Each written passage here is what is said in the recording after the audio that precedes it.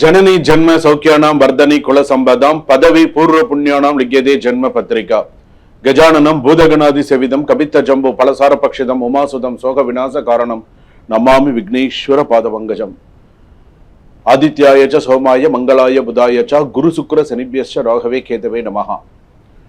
உலகெங்கும் வாழக்கூடிய next gen நேயர்கள் அனைவருக்கும் வணக்கம். என்னுடைய ஆசீர்வாதங்கள்.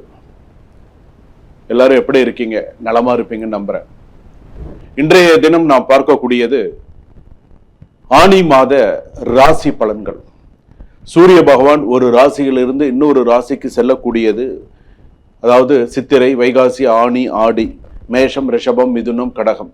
இப்ப மிதுன ராசிக்கு சூரியன் வரக்கூடியது அப்படின்னு சொல்லும் பொழுது ஆனி மாதம்.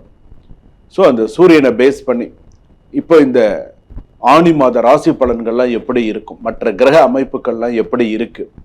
ஸோ இந்த ஆனி மாதத்துல 12 ராசிகளுக்கு என்னென்ன பிளஸ் என்னென்ன மைனஸ் எப்படி இருக்கும், என்ன பண்ணணும் அப்படிங்கிறத நம்ம பார்க்க போறோம். ஆனி மாதம் அப்படின்னு சொன்னாலே ஆனி திருமஞ்சனம், ஆனி மாதம் விசேஷமான மாதம். என்ன வீடு குடி போக மாட்டாங்க. ஆனி மாதம் பங்குனி மாதம்ல வீடு குடி போக மாட்டாங்க. சில இடங்களில் திருமணம் பண்ணுவாங்க, சில இடத்துல பண்ண மாட்டாங்க. விஷயம் தெரிந்தவங்களும் சில பேர் திருமணம் செய்ய மாட்டாங்க. ஆனி ஆடியெல்லாம் கிடையாது, ஆவணி மாதம் தான் அதோட.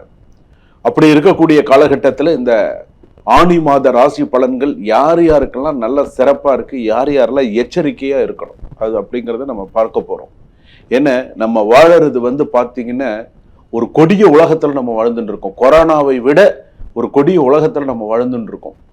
உண்டா இல்லையா அப்படிங்கிறது உங்க மனசாட்சிக்கு நல்லா தெரியும். இந்த கொடிய உலகத்துல ஒவ்வொருத்தரும் ஒவ்வொரு டைப், ஒவ்வொருத்தரும் ஒவ்வொரு விஷயம், ஒவ்வொருத்தரும் ஒவ்வொரு இது. இன்னைக்கு நல்லா பேசுவான், நாளைக்கு சரியா பேச மாட்டான், இன்னைக்கு பிரச்சனை பண்ணுவான், நாளைக்கு ஏதாவது ஒரு பிரச்சனை பண்ணுவான். இந்த உலகத்து சில பேருக்கெல்லாம் எப்படி தெரியுமா இருக்கும், எப்படா இந்த உலகத்தை விட்டு நம்ம எல்லா கடமைகள்லாம் முடிச்சுட்டு எப்படா போய் சேருவோம் அப்படிங்கிற அளவுக்கு வெறுத்து போயிருக்காங்க சில பேர்லாம். என்ன அந்த அளவுக்கு ஒரு கொடிய உலகத்துல நம்ம வாழ்ந்துட்டு இருக்கிறது தான் நிதர்சனமான உண்மை. இதுல தான் தெய்வங்களும் இருக்கு, இதுலதான் எல்லா நல்லது கெட்டதும் இருக்கு. இது எல்லாம் சமாளிச்சு போறவன் தான் மனிதன். அதனாலதான் ஆதி காலத்திலிருந்து இன்றைய தொன்று தொட்டு வரையில பஞ்சாங்கம், திதி, வார, நட்சத்திர, யோகஸ்ட கரணம் செய்வ அப்படின்னு சொல்லும்போது அந்த காலத்துல இருந்து இந்த காலம் வரைக்கும் ஒரு பஞ்சாங்கம் பார்த்து ஒரு நடவு பண்றதுல இருந்து, ஒரு பஞ்சாங்கம் பார்த்து ஒவ்வொரு விஷயங்கள் செய்யறதுல இருந்து எல்லாமே பண்ணிட்டு இருந்தாங்க. அப்ப இந்த தமிழ் மாத ஆணி மாத பலன்கள் அப்படின்னு சொல்லும்போது இந்த 12 ராசி, மேஷ ராசியிலிருந்து மீன ராசி வரைக்கும் எப்படி இருக்கும், என்னென்னலாம் செய்தால் நம்ம வாழ்க்கைக்கு சிறப்பு அப்படிங்கிறத நம்ம பார்க்க போறோம். என்னென்னலாம் பிளஸ் மைனஸ்ங்கிறத நம்ம பார்க்க போறோம். வாங்க வீடியோக்குள்ள போவோம். கடைசி வரைக்கும் ஸ்கிப் பண்ணாம பாருங்க. சிம்ம ராசி நேயர்களே, சிம்ம ராசிக்கு எப்படி இருக்கு? மக நட்சத்திரம் சிம்ம ராசி, பூர்வ நட்சத்திரம் சிம்ம ராசி, உத்தர நட்சத்திரம் 1ஆம் பாதம் வரையில சிம்ம ராசி.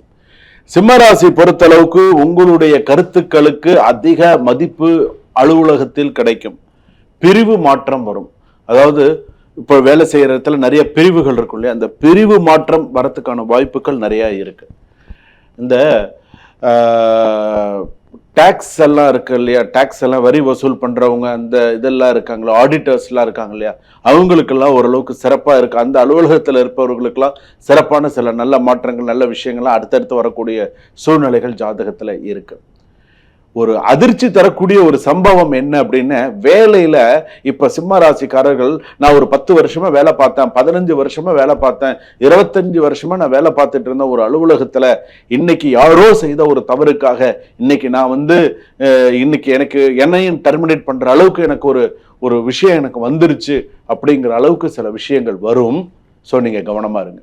ஆனி மாசத்துல இது வரும். இந்த விஷயம் நடந்தது அப்படின்னு சொன்னா என்கிட்ட சொல்லுங்க, உங்களுக்கு அதற்கான சில ரெமெடிஸ் சொல்றேன். குடிமான வரைக்கும் டெர்மினேட் ஆகாத அளவுக்கு பார்த்துக்கலாம். அப்படியே உங்க ஜாதகப்படி சில விஷயங்கள் வந்ததுன்னு சொன்னா அதற்கான சில விஷயங்கள் சொல்றேன். ஏன்னா த மோஸ்ட் எக்ஸ்பீரியன்ஸ்டு பர்சன் தப்பே செய்யாம தூக்கி எறியறது அப்படிங்கிறது சில அலுவலகத்துல உண்டு. என்ன ஏதுன்னா விசாரிக்க மாட்டான், இந்த பெரிய ஆள் சைன் பண்ணி தூக்கி போட்டுருவான், முடிஞ்சு போச்சு. வாட் இஸ் த எக்ஸ்பீரியன்ஸ், அவங்க என்ன இந்த அளவுக்கு என்ன செஞ்சிருக்காங்க, என்ன ஏதுன்னெலாம் பார்க்க மாட்டான். ஸோ இதெல்லாம் உண்டு. ஸோ கொஞ்சம் கவனமா இருங்க அப்படின்னு சொல்றேன். ஒண்ணு. அதே போல ஒரு செய்தொழிலில் நீங்க இருக்கீங்க, பிசினஸ்ல இருக்கீங்க அப்படின்னு சொன்னா பிசினஸ்ல நல்லா ப்ராஃபிட் பார்க்கலாம். பிசினஸ் எல்லாம் ஓரளவுக்கு கொஞ்சம் போகும். ஆனா அகலக்கால் வைக்காம உங்களுக்கு ஓரளவுக்கு கொஞ்சம் பார்த்து பண்ணுங்க. சுப செலவுகளும் உண்டு, அசுப செலவுகளும் உண்டு. கவனமா இருங்க. ஸோ கண்டிப்பா உண்டு. இந்த விஷயத்துல கவனமா இருங்க. கூட்டாளிகளுடன் கணக்குகளை சரிபார்க்க வேண்டும். அதாவது இப்ப நீங்க ஒரு கூட்டு சேர்ந்து பிசினஸ் பண்றீங்கன்னு வச்சுக்கோங்களேன், நீங்க மட்டுமே உட்காந்து கணக்கு பார்க்கறது அப்படிங்கிறது வச்சுக்காதீங்க. உங்களோட பார்ட்னர் இருக்கான்ல, எனக்கு வேலை இருக்குன்னு அங்க அப்புறம் உன் வேலை இல்லை நீ அப்புறம் பார்த்துக்கோ, நீங்க வா முதல்ல இந்த கணக்கெல்லாம் சரிப்பாரு. நீ இன்னைக்கு எல்லாம் நான் பார்க்க முடியாது, இன்னைக்கு அங்க போறேன் இங்க போறேன்னு, நாளைக்கு நான் எல்லாம் பார்த்து இது என்ன அது என்னன்னு என்ன வந்து நாளைக்கு நீ குறை பேசுவ. இந்த வேலையே வேண்டாம், 2 பேரும் சேர்ந்து உட்காந்து கணக்கு பாருங்க. அப்பதான் அது நேர்மையான கணக்காக இருக்கும். ஸோ அதை பாருங்க. பெரிய முதலீட்டை ஜூலை 5க்கு பிறகு செய்வது நல்லது. ஏதாவது பிசினஸ்ல ஒரு பெரிய முதலீடு செய்யணும்னு நினைக்கிறீங்களா, ஜூலை 5க்கு அப்புறம் பண்ணுங்க. கொஞ்சம் ஓரளவுக்கு கொஞ்சம் சிறப்பா இருக்கும், சக்சஸ்ஃபுல்லா இருக்கும். பாருங்க, பண வரவு இருக்கும். சில குடும்பங்களில் வாகனம் மருத்துவம் தொடர்பான சில செலவுகள் அதிகரிக்கலாம். வாகன செலவு, கார் ரிப்பேரு, பைக் ரிப்பேரு மாதிரியான ஒரு செலவுகள், மருத்துவ செலவுகள், வீட்டில் இருக்கக்கூடிய முதியோர்கள் யாராவது வீட்டில் இருக்காங்கன்னு சொன்னா மருத்துவ செலவுகள், பாடி செக்கப், இது மாதிரி ஏதாவது ஒரு செலவுகள் வரும். குடும்பத்தில் உங்கள் முடிவுக்கு முக்கியத்துவம் கிடைக்கும். தந்தை அல்லது மூத்தோர்களின் ஆலோசனை நன்மை தரும். உறவுகளில் ஒருவருடன் இருந்த மனக்கசப்பு தீரும். உங்க சொந்தத்துல யாராவது ஒருத்தர் கூட மனக்கசப்பு இருந்ததுன்னா அந்த மனக்கசப்பு எல்லாம் தீர்ந்து சரி ஓகே பரவாயில்ல பாத்துக்கலாம் அனுசரிச்சு ஓரளவுக்கு விட்டு கொடுத்து போகக்கூடிய அளவுக்கு சில விஷயங்கள் நடக்கும். அதே போல திருமண வாழ்க்கை, திருமணம் சம்பந்தப்பட்டது, ஏற்கனவே திருமணமானவர்களுக்கு எல்லாம் சிறப்பா இருக்கும். அதே போல விட்டு கொடுத்து போகணும். சிம்ம ராசி பொறுத்தளவுக்கு நீங்க கணவன் மனைவியா இருந்து, கணவராக தனியா இருந்து, மனைவியா இருந்து 2 பேரும் நீங்க இருக்கீங்க. ஆனா 2 பேருமே ஒருத்தருக்கு ஒருத்தர் தெரியாம ரிலேஷன்ஷிப்ல இருக்கீங்கன்னு சொன்னா பூதாகாரமா வெடிக்கும், ஜாக்கிரதை. நீ கணவர் வாட்டுக்கும் ஒரு பொண்ணோட ரிலேஷன்ஷிப்ல இருக்கும், மனைவி வாட்டுக்கும் ஒரு பர்சனோட ரிலேஷன்ஷிப்ல இருக்கிறது, பேசுறது, அந்த மாதிரி இருந்தீங்கன்னு சொன்னா இது பூதாகாரமா வெடிக்கும். கவனமா இருங்க. யாருக்கிட்ட எப்படி பேசுறோம், என்ன பேசுறோங்கிறத கவனமா இருங்க. அதே போல சகோதர உறவுகள் எல்லாம் ஓரளவுக்கு நல்லா இருக்கும். உறவினர்களிடம் கொடுத்த வாக்குறுதிகளை நிறைவேற்று. உங்க ரிலேஷன்ஸ் கிட்ட நான் இதெல்லாம் செஞ்சிடறேன், இதெல்லாம் இப்பெல்லாம் நான் இது டைம் வருமா நான் பண்றேன்னு சொன்னா அந்த ஒரு சில விஷயங்களை சக்சஸ் பண்ணுவீங்க. சொத்து அல்லது பணம் தொடர்பான பேச்சுக்களில் அமைதியாக இருந்து சாதிச்சு பண்ணுங்க. அரசு ஆவணங்கள், வரி, உரிமம் போன்றவற்றில் கவனம் தேவை. பழைய வழக்குகளில் இருந்து மெதுவாக விடுதலை பெறுவீர்கள். ஸோ சில விஷயங்கள் உங்களுக்கு சக்சஸ்ஃபுல்லா வரும். ஸோ கவனமா இருக்கு. தேவையற்ற சட்ட சிக்கல்களை தவிர்க்கவும். அரசியல்வாதிகளுக்கு மக்கள் கவனம் அதிகரிக்கும். நீங்க சிம்மராசியில இருக்கீங்களா, மக்கள் கவனம் உங்கள் மீது அதிகரிக்கும். சிம்மராசி பொறுத்த அளவுக்கு இப்போ யாராவது ஒருத்தர் இருக்கீங்கன்னு வச்சுக்கோங்களேன், நீங்களா போய் அதாவது இப்பெல்லாம் நம்ம நிறைய சமூக வலைதளங்கள்ல பாக்குறோம். சிம்மராசி பொறுத்தளவுக்கு நான் சில விஷயம் சொல்றேன். இப்ப மீடியாஸ்ல எல்லாம் நிறைய கேள்வி கேட்கதான் கேட்பாங்க. அவங்களுக்கு என்ன வேணும்னு கேட்கணும்னு நினைக்கிறாங்களோ அதெல்லாம் டக்குன்னு கேட்கதான் கேட்பாங்க. ஆனா அவங்க கேட்கறதுக்கு நீங்க கரெக்டான முறை, ஒண்ணு நீங்க பதில் சொல்லணும், ஒண்ணு நீங்க பார்க்காம போயிடணும். இந்த 2த்துல ஏதாவது ஒண்ணு. நீங்க போய் நான் பதில் சொல்ல போறேன் அப்படின்னு சொல்லிட்டு நீங்களா போய் அவங்க ஒண்ணு கேட்க நீங்க ஒண்ணு வித்தியாசமா பதில் சொல்ல, இந்த மாதிரி இருந்துன்னு சொன்ன பிரச்சனைகள் இன்னும் அதிகரிக்கும். 2வது, உங்கள் மீது இருக்கக்கூடிய மரியாதை குறையும். Politicians should be very careful. ரொம்ப பேசுறதுல கவனமா பேசுங்க. நம்ம வந்து மீடியாக்காரங்களை குறை சொல்ல முடியாது. அவங்களுடைய வேலை அது கேட்கறது. பதில் சொல்ல வேண்டிய இடத்துல நீங்க இருக்கீங்க, பதில் சொல்லி தான் ஆகணும். முடிஞ்சா பதில் சொல்லுங்க, முடியலையா அங்க எப்படி இருக்கணுமோ அந்த மாதிரி போய்கிட்டே இருங்க. ஏன்னா இதனால மக்கள் மத்தியில உங்களுக்கு ஒரு அவப்பெயர் வரக்கூடாது, பார்த்துக்கோங்க. அதுக்கு அடுத்ததாக உங்களுக்கு நான் சொல்லக்கூடிய ஒரு விஷயம் வந்து என்ன அப்படின்னு, வெளிநாட்டுல இருப்பவர்களுக்கு வேலை நிலைத்தன்மை இருக்கும். வெளிநாட்டுல இருக்கீங்களா, நல்ல சிறப்பா இருக்கும். வெளிநாட்டுல பிசினஸ் பண்றீங்களா, பணம் லாஸ் ஆகிறதுக்கு வாய்ப்பு இருக்கு. கொஞ்சம் பார்த்து செலவு பண்ணுங்க. அகலக்கால் வச்சுட்டு போகாதீங்க. ரொம்ப அப்படியே ஹைஃபையா காமிச்சுக்காதீங்க. கொஞ்சம் நார்மலாவே பார்த்துக்கோங்க. இதயம், ரத்த அழுத்தம், கண் சோர்வு போன்றவற்றில் கவனம் தேவை. அதே போல அதிக கோபம் உடல் நலத்தை பாதிக்கலாம். ஸோ இந்த மாதிரியான சில விஷயங்கள்லாம் இருக்கு. மாணவிகள் படிப்புல நிறைய கான்சென்ட்ரேட் பண்ணுங்க.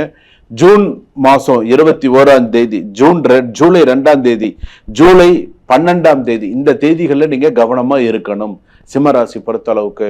ஸோ சில பிரச்சனைகள் வரும். ஸோ என்ன செய்யணும், எப்படி செய்யணும் பார்த்து செய்யுங்க. பணம் கடன் கொடுப்பதை தவிர்க்கவும். வாகன வேகத்தை குறைக்கவும்.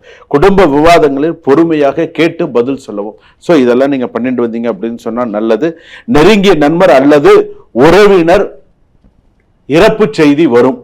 நெருங்கிய உறவினர் அல்லது நண்பருடைய இறப்பு செய்தி உங்களை தேடி வரும். இதெல்லாம் வரும், வராம இருக்காது, பார்த்துக்கோங்க. சமூக ஊடகத்தில் கூறிய கருத்தால் சிறிய சர்ச்சை ஏற்படும். நான் இப்ப முன்னாடி சொன்ன பார்த்தீங்களா, அதை தான் நான் இப்பவும் சொல்றேன். சமூக ஊடகத்தில் கூறிய கருத்தால் சர்ச்சை ஏற்படும். ஸோ கவனமா பேசுங்க. பணத்தை விட பெயர் மற்றும் மரியாதையை காக்க வேண்டிய சூழ்நிலை உங்களுக்கு இருக்கு. சிவாலயத்துல சென்று சிவாலயத்துக்கு போங்க. சிவபெருமானுக்கு 6 தீபம் ஏற்றி வழிபாடு செய்தால் சிம்ம ராசி கெடு பலன்களை குறைத்து சுப பலன்களை அதிகரிக்கலாம். வாழ்க வளமுடன்.